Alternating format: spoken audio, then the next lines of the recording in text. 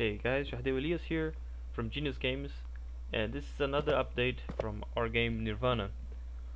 Uh, another busy week, doing some stuff from the game, and as you can see, now the gun is properly lit.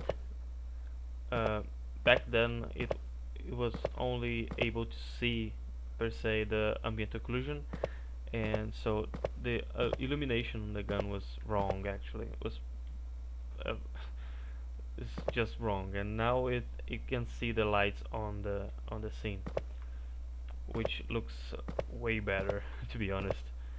And another thing I did, let me jump this cap to show you guys, is I finally finished working on this baby here, the red gun. Yeah, it's finally here, guys. Uh, so let's remember the green gun was the gun responsible for grabbing objects and move them. As you remember, you cannot move the player while you're grabbing objects, and the distance between you and the object remains the same all the time. So that's the limitations of this gun.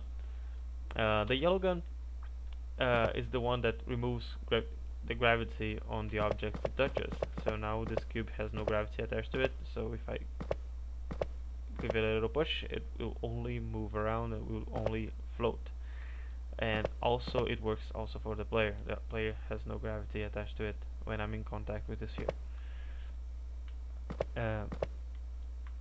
Yeah, now the red gun. The red gun is the teleporter gun, is the gun that allows the player to move around. Why the red gun is use this feature? Let me give you a little quick demonstration so you can see this capsule right there is precisely the position I will be when I teleport. So here I am right now, so I can go to the other side of the gap. Oh, let me set this here. Okay, so I'm back here now. So why a teleport? A teleport, you might say, oh, it's a little bit generic. Like, is a teleport just simple? Well, the thing was,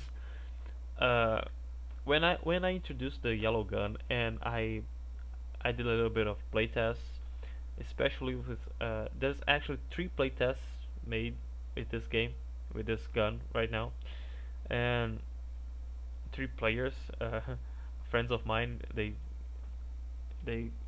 grabbed a small demo of this game and they played a little bit with me watching, so I can make notes and stuff. So the thing with the yellow gun was, since it's so awesome. Let me say this: since it's so good, people were using the yellow gun mostly to jump over gaps or jump higher than it's possible, because it's a feature of the gun. But they easily forgot about the interaction between the yellow gun and the objects of the puzzle. So when there was, for example, a puzzle when it requires the player to remember that you have to turn off the gravity on one object and then use the gravity shift so this object remain in place when the room is spinning. So they just forgot that the yellow gun don't not only works for players but also works for other objects. So to reinforce this idea, the red gun eliminates movement uh, any movement restraint on the player. Like, now you have a proper teleporter that, so I'm sorry, a proper teleporter that allows you to cross distance, cross gaps, and jump higher. Of course, this gun has to be limited. So the limitations I impose to this gun, if you guys remember the yellow gun, there's this barrier I created that you cannot shoot the yellow sphere through it. The red gun, this barrier, you can cross it, no problem.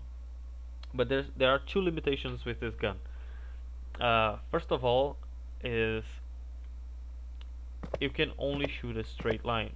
You cannot teleport to a place you are not seeing. So, for example, the red gun has collision. The red sphere has collision.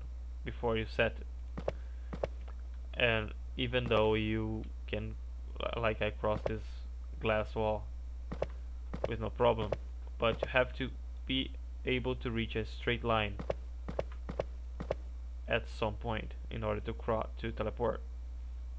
Uh, the second limitation is a limitation that I will impose at some point, and it is the distance you can teleport. You cannot teleport an infinite distance.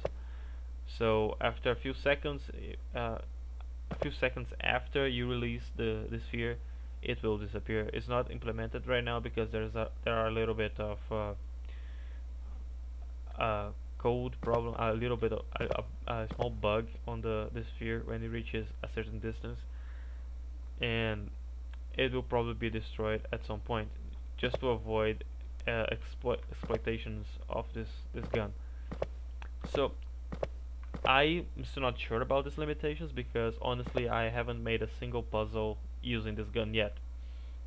Uh, which gives which takes me to the another point I want to make is the state of the game right now. Where am I on the development? Right now I have 60% of the puzzles already ready to go. Only a small props on the room and stuff like this. Stuff that are not completely, what's the word? They're not completely. It's not completely necessary to the puzzles. Um, but 60% of the rooms are ready. Uh, the thing is, between the 60% and the rest of the 40%, there's a cutscene. It's the only cutscene of the game, and I'm currently working on that cutscene right now. So until I resume making the other rooms, the rooms that will use this red sphere, this red gun, I will I plan to have this cutscene done, so I can move forward. It's linear, but it's the way I like to work on this particular game, and that's it. And when I have probably when I have the 60% of the game done, and when I finish the other 40%, I will um, I will remove working on bug fixes and play testing. Probably I'll have an alpha version released with not all the props, with exactly to find some new bugs and stuff like that. And when the game is ready to release, I will release it. So that's pretty much it for this update, guys. If you have any suggestion, any threat, any any